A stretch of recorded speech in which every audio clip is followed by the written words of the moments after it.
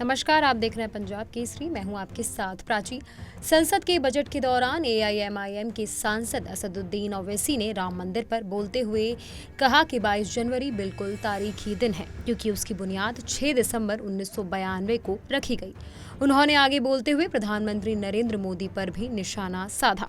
आइए आपको सुनाते हैं असदुद्दीन ओवैसी आखिर क्या कुछ कह रहे हैं। आजम, मैं बड़ी जिम्मेदारी के साथ कह रहा हूं कि मैं अपने बचपने में जब हिस्ट्री पढ़ता था तो मैंने एक स्टैचू की फोटो देखी थी, प्रीस्ट किंग ऑफ मोहनजोदारो। ऐसा लगता है कि वैसा ही लग रहा है कि प्रधानमंत्री नहीं है बल्कि पुजारी सम्राट बन चुके हैं वो। और मैं क्यों कह रहा हूं कि हमारे सदर जमहूरिया ने कहा था कि 22 जनवरी एक तारीखी दिन है, बिल्कुल तारीखी दिन है। 22 जनवरी की बुनियाद 6 दिसंबर 92 को रखी गई। 22 जनवरी की बुनियाद 86 में ताले खोलकर रखी गई। 22 जनवरी की बुनियाद जीबी पंत ने रखी थी। असदुद्दीन ओवैसी ने केंद्र सरकार पर निशाना साधा। उन्होंने कहा कि मोदी सरकार के 10 साल के कार्यकाल में देश के 17 करोड़ मुसलमान के मन में अविश्वास पैदा हो गया है। वे सोचते हैं कि उनकी पहचान आज खतरे में पड़ गई है। उन्होंने आगे बताया कि देश के राष्ट्रपति ने कहा था कि 22 जनवरी एक ऐतिहासिक दिन है। ये तारीखी दिन इसलिए है क्योंकि इसकी बुनियाद 6 दिसंबर को रखी गई थी। इस सरकार ने लोकतंत्र को खोखला कर दिया है।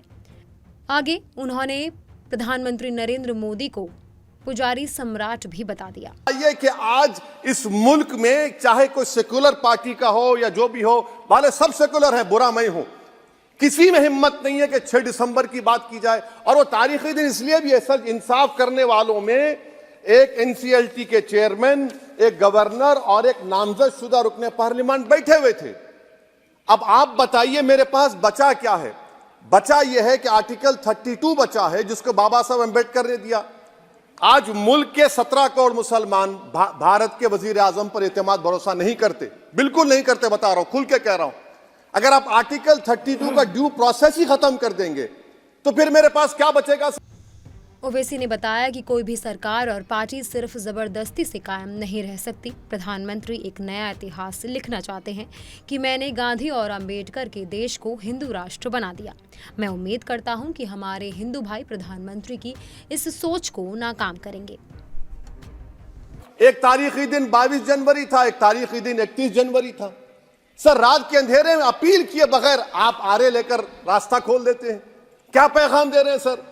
600 साल की मेहरौली की मस्जिद को बगैर को नोटिस दिए आपने डिमोलिश कर दिया। मैं जिम्मेदारी के साथ कह रहा हूं कि भारत के प्रधानमंत्री और उनकी सरकार भारत के मुसलमानों से उनकी शनाख्त को छीनना चाहते हैं। ख्वाजा अजमेरी के आस्थाने पर चादर बिछाइए, मगर आप जो चादर मुझसे छीनना चाह रहे हैं मेरी मस्जिद है। आप हर मस्जिद को छीनना चाहते हैं। आप बताइए 17 करोड़ मुसलमानों को क्या पैगाम दे रहे हैं आप कि आप हर मस्जिद को छीन लेंगे मुझसे? फिर मेरा वजूद किस माने रखता है? मेरा शनाख्त क्या माने रखता है? रूल ऑफ लॉ क्या माने? अच्छा, 1991 के प्लेसेस ऑफ वर्शिप एक्ट पर क्यों नहीं बोलते आप लोग? आप उस पर कायम है ही नहीं है। आप 500 साल की बात करते। मैं आपसे कहता हूं भाई, 500 साल पे मत जाइए, बौद्ध पे जाइए, जैनिज्म पे जाइए, शैविज्म पे जाइए। नरेंद्र मोदी इस मुल्क में तारीख लिखना चाहते हैं। क्या तारीख लिखना चाहते हैं? कि मैंने इस देश को, गांधी अंबेडकर के देश को मैंने हिंदू राष्ट्र बना दिया।